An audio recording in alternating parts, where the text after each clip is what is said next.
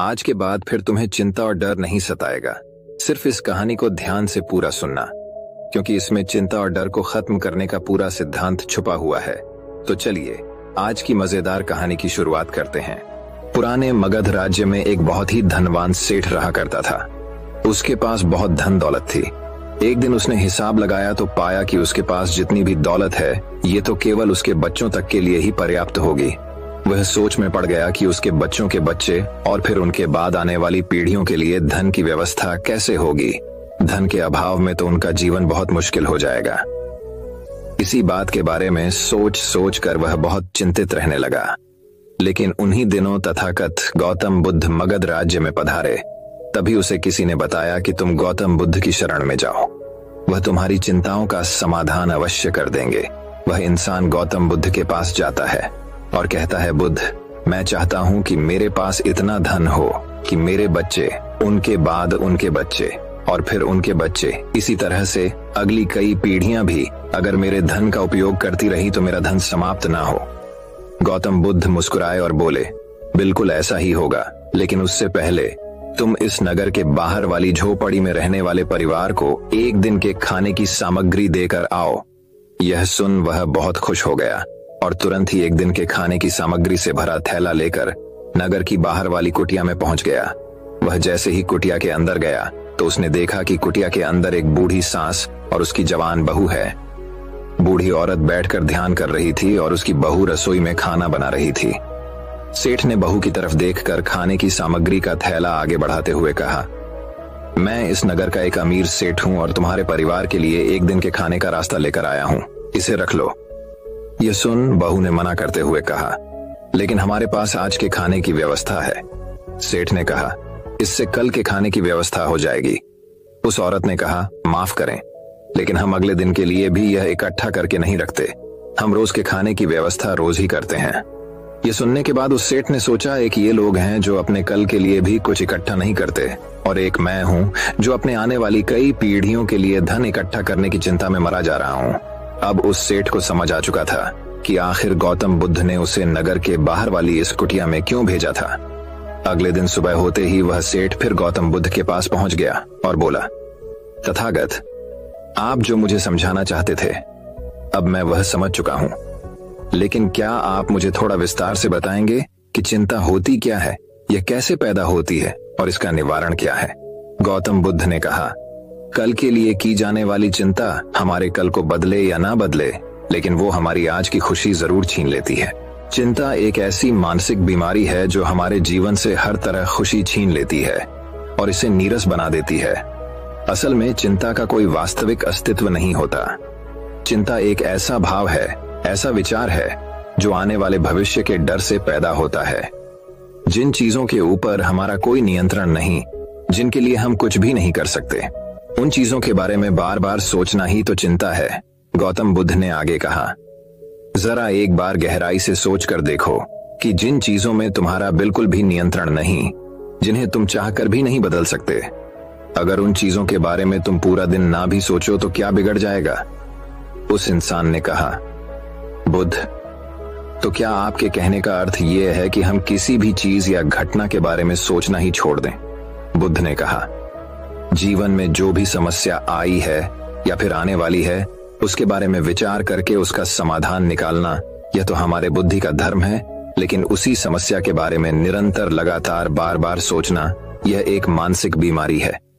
जब हमारा दिमाग किसी एक घटना, किसी एक विचार में अटक कर रह जाता है, उसी एक चीज या घटना के बारे में पूरे दिन सोचता रहता है, बस उसी चीज में कहर कर रह जाता है, तो ऐसा विचार हमारे जीवन से सारी खुशी, सारा चैन, सारा आनंद छीन लेता है। चिंता करने का सीधा सा अर्थ है कि जो हमारे जीवन में हुआ ही नहीं उसके बारे में व्यर्थ ही सोचते रहना। बुद्ध ने सेठ की तरफ इशारा करते हुए कहा, आखिर सोच सोच कर तुम क्या बदलोगे, लेकिन हाँ, अगर तुम उसके लिए कुछ कर रहे हो तो जरूर कुछ बदलाव ला सकते हो। लेकिन अगर उस चीज या घटना के बारे में तुम बार बार सोचना छोड़ दोगे तो कुछ भी नहीं बिगड़ने वाला।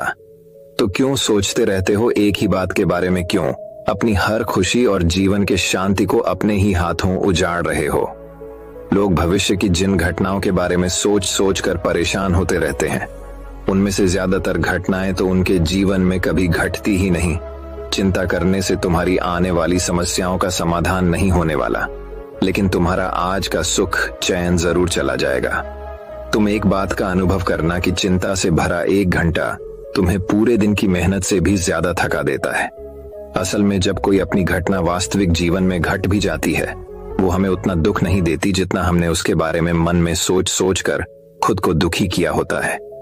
शिष्य ने गौतम बुद्ध से पूछा, तथागत, तो फिर आपके अनुसार जीवन जीने का सही तरीका क्या है?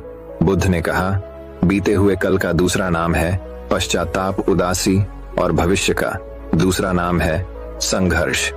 अगर आज हमारे मन में कोई इच्छा है और वो पूरी नहीं होती, तो मन भविष्य की योजनाएं बनाने लग जाता है।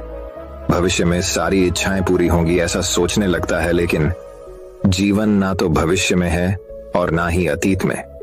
जीवन तो इस पल का नाम है, अर्थात इस पल का अनुभव ही जीवन का अनुभव है, और हम ये सब जानते हुए भी अनजान बने रहते हैं। या तो हम बीते हुए समय की यादों में खोए रहते हैं, या आने वाले समय की योजनाएं बनाते रहते हैं और हमारा जीवन बीत जाता है।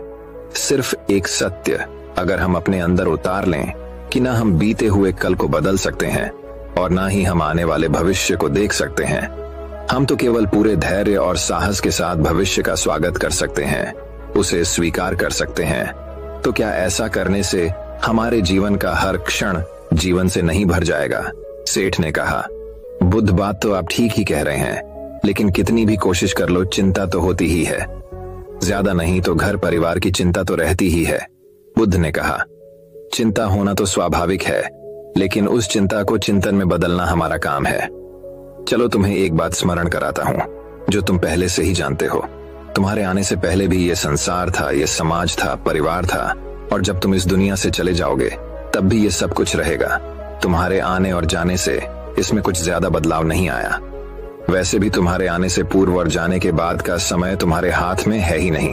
तुम्हारे हाथ में है केवल और केवल वो समय जिसे तुम अभी जी रहे हो, वो समय जिसमें मैं अब भी तुमसे बात कर रहा हूँ, तुम मुझे सुन रहे हो। बस यही तुम्हारे हाथ में है, और हर बार तुम्हारे हाथ में ही बस इतना छोटा सा ही एक पल आता है और फिर वह हमेशा के लिए गायब हो जाता है। तुम इस पल का क्या करोगे? चिंता करके इसे बर्बाद करोगे? मैं तो यही कहूंगा कि हर इंसान को चिंतन करना चाहिए इस बात का कि कैसे इस समय का अधिक से अधिक उपयोग किया जा सकता है, कैसे अधिक से अधिक महान कार्य हम कर सकें, कैसे हम सब में आनंद बांट सकें। ध्यान रखना कि चिंता इंसान को उसकी चिता तक ले जाती है और चिंतन उसके मन को कुंदन बना देता है। सेठ ने कहा, बुद्ध, मैं आपकी बात समझ गया कि हमें जीवन को ज्यादा गंभीरता से न लेकर इसे पूरी ऊर्जा और आनंद के साथ वर्तमान में जीने की कोशिश करनी चाहिए। सेठ ने आगे प्रश्न किया, लेकिन बुद्ध, अगर कोई इंसान चिंता से घिर चुका है तो वो इससे बाहर कैसे आ सकता है? गौतम बुद्ध ने कहा, तुम कभी किसी बड़ी सुरंग से बाहर निकले हो? कितना भयानक अंधकार होता है सुरंग के अंदर। हमेशा ही ये डर लगा रहता है कि अगर इसके अंदर फंस गए तो क्या होगा, कैसे निकलेंगे इस सुरंग से ही। लेकिन अगर ध्यान से देखें तो सुरंग चाहे कितनी ही बड़ी क्यों ना हो, सुरंग के दूसरे किनारे पर हमेशा प्रकाश ही होता है, और उस प्रकाश तक वही पहुंच पाता है जो उस पूरी सुरंग को पार करके सुरंग के दूसरे दौर तक पहुंचता है। और ठीक इसी प्रकार हमारे जीवन में कई बार हम लोग खुद को निराशा और चिंता की काली सुरंग में फंसा पाते हैं, जहां से बाहर जाने का रास्ता नजर नहीं आता, और ऐसा लगने लगता है कि यह जीवन ऐसे ही समाप्त हो जाएगा। लेकिन ऐसी परिस्थिति में ठीक उस सुरंग की भांति इस निराशा और चिंता को समाप्त करने वाला आशा का प्रकाश उसे ही मिलता है, जो निरंतर आगे बढ़ता रहता है, जो लगातार प्रयत्न करता रहता है। इसीलिए अगर तुम्हारे जीवन में कभी भी उदासी और चिंता का पल आए तो रुकना मत, बस लगातार प्रयास करते रहना, तुम्हें सफलता अवश्य मिलेगी। अब तक सेठ गौतम बुद्ध की बातें समझ चुका था। उसने बुद्ध का धन्यवाद किया और वहां से चला गया। लेकिन उससे पहले दोस्तों कि मैं इस वीडियो को समाप्त करूं, मैं आपके साथ 5 ऐसे प्रैक्टिकल टिप्स शेयर करना चाहता हूं जिनका इस्तेमाल करके आप अपने लाइफ में आने वाली बहुत सी चिंताओं और परेशानियों को काफी हद तक कम कर सकते हैं। तो जो पहली सीख है वो ये है कि जीवन को ज्यादा गंभीरता से लेना छोड़ दें कि यह हो गया तो क्या होगा, वह हो गया तो क्या होगा, कुछ भी नहीं होगा। अगर कुछ हो भी गया तो आप उस परिस्थिति के अनुसार कोई ना कोई रास्ता निकाल ही लोगे। इस पृथ्वी को ब्रह्मांड में बनी हुई 450 करोड़ वर्ष पूरे हो चुके हैं, और अगर आप और मुझ जैसा कोई भी इंसान 100 साल चिंता करके चला भी जाता है तो इसमें इस ब्रह्मांड का कुछ भी नहीं बिगड़ने वाला। इसीलिए हर रोज खुद से ये बोलिए कि मुझे सिर्फ जिंदा नहीं रहना बल्कि जीना भी है। दूसरी सीख ये है कि हर छोटी छोटी बात के लिए चिंता करना छोड़ दें, जैसे ट्रैफिक में फंसने की चिंता, कोई छोटा मोटा पैसे का लॉस हो गया उसकी चिंता, आज ठंडा खाना खाना पड़ेगा इसकी चिंता, और ना जाने ऐसी कितनी फिजूल की चिंताएं हम अपने मन मस्तिष्क में लेकर रहते हैं। जरा एक बार सोच के देखिए कि जिस दिन आप अपनी आखिरी सांसें गिन रहे होंगे, क्या तब भी ये सारी परेशानियां आपको उतनी ही बड़ी लगेंगी जितनी आज लग रही हैं? नहीं ना। तब उस दिन ये सारी परेशानियां जो कि आज आपको पहाड़ जैसी लग रही हैं, एक छोटे से रेत के कण से भी छोटी लगेंगी। इसलिए हर छोटी बात के लिए चिंता करना छोड़ दें। तीसरी सीख, ये बात हमेशा याद रखें कि जीवन बहुत छोटा है। आप आज अभी और इसी पल भी मर सकते हैं। हम हर बात की चिंता इसलिए भी करते हैं क्योंकि हमें लगता है कि अभी हमारे पास बहुत समय है, हम बहुत सालों तक जिंदा रहेंगे, मरते तो दूसरे लोग हैं, मैं तो जीवित रहूंगा। इसीलिए लगातार खुद को याद दिलाते रहिए कि ज्यादा चिंता करने से कोई मतलब नहीं। हो सकता है कि आज का दिन मेरा आखिरी दिन हो। चौथी बात, आप यह स्वीकार कर लें कि इस दुनिया में कोई भी परफेक्ट नहीं होता। सबसे गलतियां होती हैं, इसीलिए लोगों को माफ करना सीखें। दुनिया में ईश्वर ने जो भी बनाया है सब बहुत खूबसूरत है। अगर हम उसमें अच्छाई नहीं देख पा रहे तो इसका मतलब ये नहीं कि वो चीजें खराब है, बल्कि इसका मतलब ये है कि अभी तक हम इतने मैच्योर नहीं हुए कि हम उस चीज में अच्छाई देख सकें। और पांचवी बात, लोगों की मदद करिए बिना उन्हें बताइए। जब हम बिना किसी पर एहसान किए बस ऐसे ही उसकी मदद करते हैं तो हमें अंदर से एक गजब की शांति और सुकून का अनुभव होता है, जो हमें ताकत देता है किसी भी बुरी परिस्थिति से लड़कर उससे बाहर निकलने में। दोस्तों, हमें अपने जीवन में चीजों को लेट गो करने का एटीट्यूड डेवलप करना चाहिए कि कोई बात नहीं, जो होगा देखा जाएगा। कोई बात नहीं, जो हो चुका उसमें मेरा कंट्रोल नहीं था, अब जो होगा उसे मैं बेहतर बनाऊंगा। जीवन में सबसे ज्यादा मायने रखती है हमारी खुशी, और हम तभी खुश रहेंगे जब हमारे दिल और दिमाग में चिंताओं का बोझ ना हो। इसीलिए चिंता छोड़िए, सुख से जिए। तो दोस्तों, चिंता और तनाव के ऊपर एक और रोचक कहानी की शुरुआत कुछ इस प्रकार होती है। एक व्यक्ति का जीवन बहुत ही तनाव से भरा हुआ था। उसका पूरा जीवन तनाव और चिंता में ही कट रहा था। ऐसा लग रहा था मानो वह जीवन नहीं बल्कि तनाव को जी रहा है। जब तक उसका विवाह नहीं हुआ था उसे विवाह करने का तनाव था।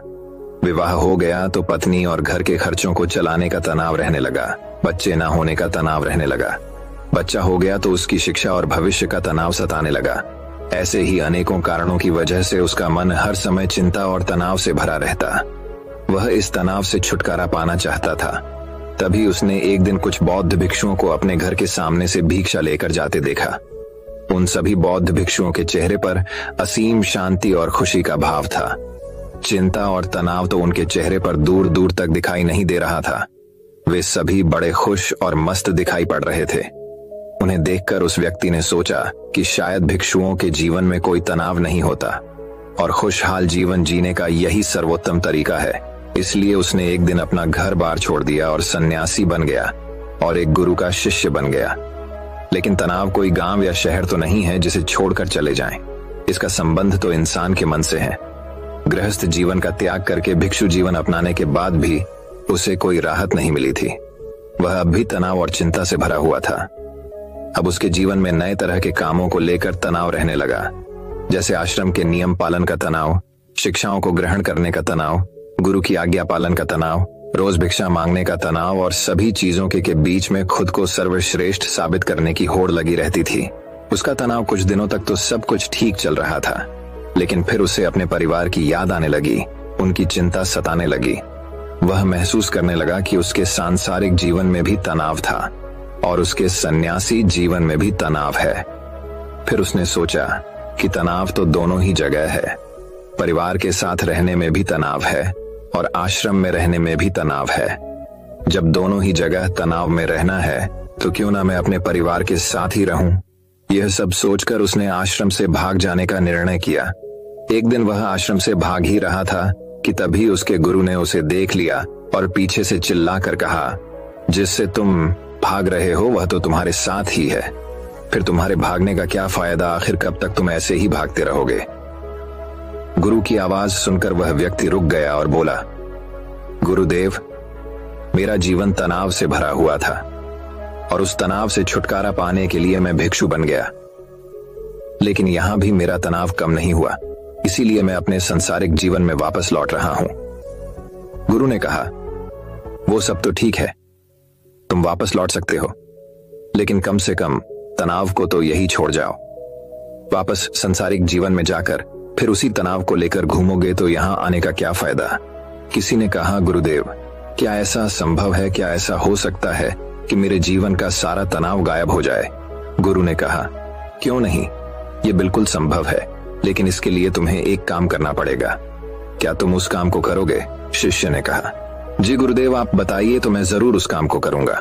गुरु ने कहा, तुम जाओ और किसी एक ऐसे व्यक्ति को ढूंढ कर लाओ जिसके जीवन में किसी भी प्रकार का कोई तनाव, कोई चिंता ना हो। अगर तुम ऐसे व्यक्ति को मेरे पास ले आए तो मैं तुम्हारे जीवन से तनाव और चिंता को हमेशा हमेशा के लिए खत्म कर दूंगा। गुरु की बात सुनकर वह व्यक्ति बहुत प्रसन्न हुआ और एक ऐसे व्यक्ति की खोज में निकल पड़ा जिसके जीवन में ना कोई चिंता हो और ना ही कोई तनाव। वह बहुत गांव में घूमा, कई नगरों में गया, बहुत से लोगों से मिला, लेकिन उसे ऐसा एक भी व्यक्ति नहीं मिला जो तनाव और चिंता से मुक्त हो। तनाव और चिंता की बात करते ही लोग गंभीर हो जाते और अपने जीवन की समस्याओं को इतना बढ़ा चढ़ा के बताते कि जैसे उनके जैसा परेशान और तनावग्रस्त व्यक्ति इस दुनिया में और कोई दूसरा है ही नहीं। ढूंढते ढूंढते सुबह से शाम हो गई, लेकिन उसे ऐसा व्यक्ति नहीं मिला जो पूरी तरह से तनाव मुक्त हो। फिर उसे एक समझदार व्यक्ति ने सलाह दी कि इस दुनिया में केवल शराबी ही एक ऐसा व्यक्ति है जिसके जीवन में कोई चिंता, कोई तनाव नहीं होता। इसीलिए तुम एक शराबी को ढूंढो और उससे पूछो। जिसने उस व्यक्ति की बात मान ली और बहुत खोज मशक्कत के बाद एक ऐसे शराबी को ढूंढ निकाला जो हर समय शराब के नशे में धुत रहता था। उसने उस शराबी से पूछा, मैंने सुना है कि तुम्हारे जीवन में कोई चिंता, कोई तनाव नहीं है, क्या यह बात सच है? शराबी ने लड़खड़ाती हुई जबान से उत्तर दिया, तनाव ये क्या होता है, ये किस चीज का नाम है, मुझे नहीं पता। यह सुनते ही शिष्य की खुशी का ठिकाना न रहा। उसने सोचा, चलो दिन भर मेहनत करने के बाद अंततः वह व्यक्ति मिल ही गया जिसकी मुझे तलाश थी। शिष्य ये सब सोच ही रहा था कि तभी शराबी फिर बोल पड़ा, मुझे बस इस बात की चिंता सताती रहती है कि मुझे शराब कहां से मिलेगी, शराब के लिए धन का इंतजाम कहां से होगा। क्या तुम्हारे पास कुछ धन है? मैंने अपनी पत्नी से सारा धन छीन लिया है, लेकिन क्या तुम कुछ मदद कर सकते हो? यह सुनकर वैसे ही हैरान रह गया।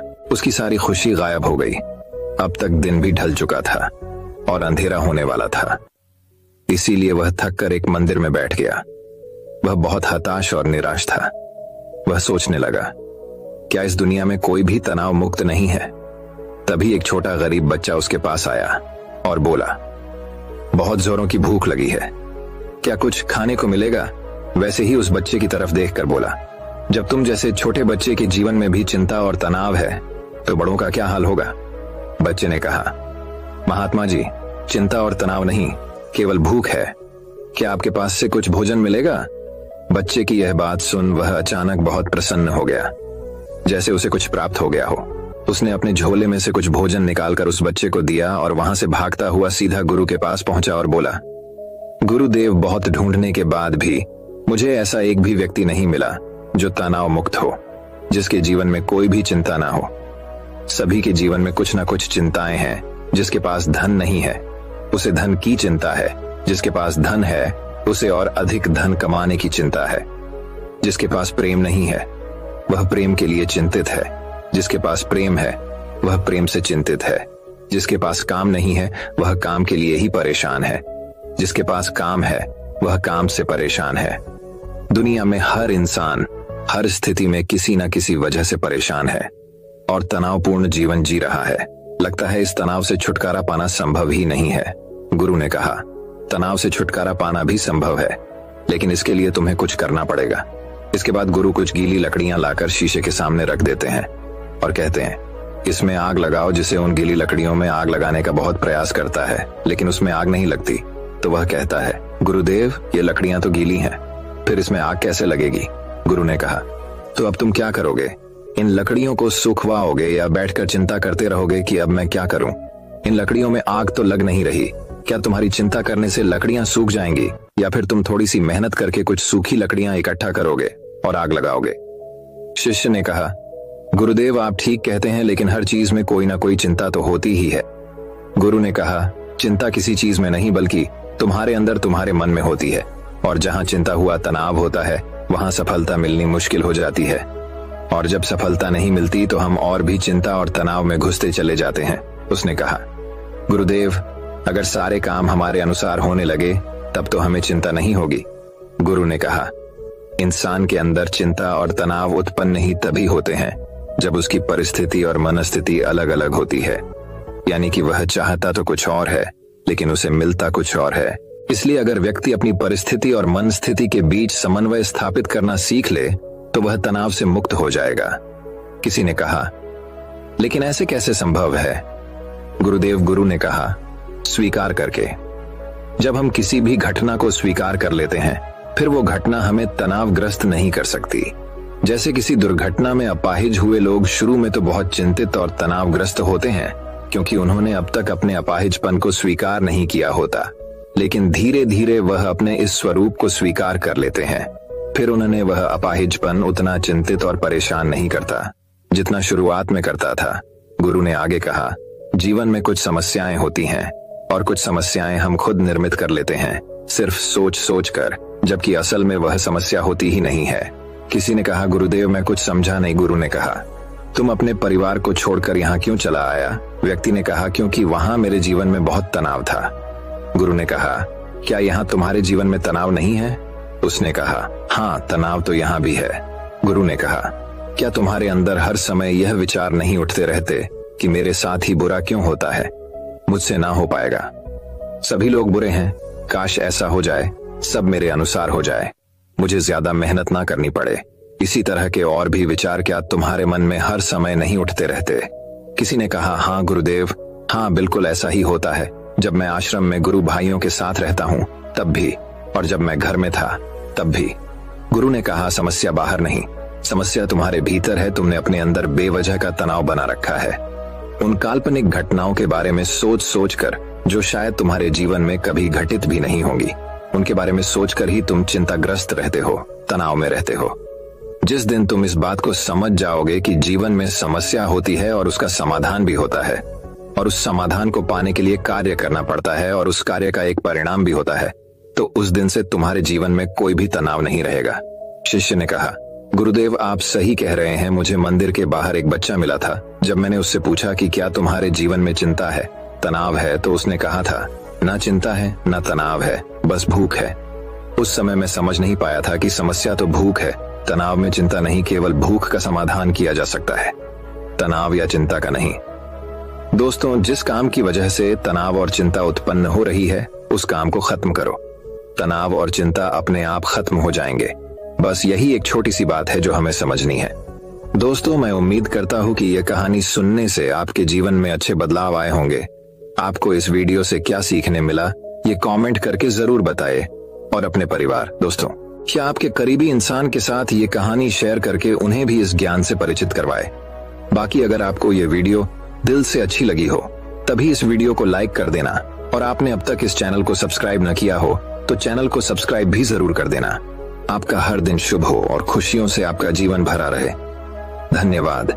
नमो बुद्धाय।